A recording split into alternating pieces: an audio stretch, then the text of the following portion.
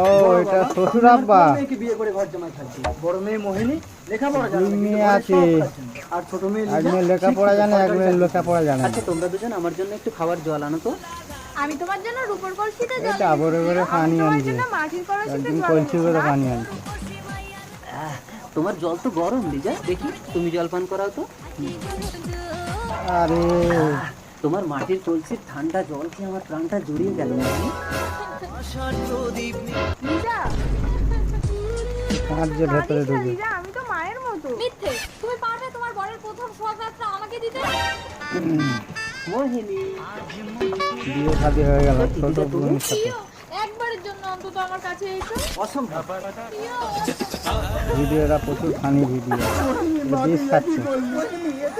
তুমি লিজাকে বিয়ে করে নিও না। না মরেই গেল। এবার তুমি আমাকে বিয়ে করো প্রিয়।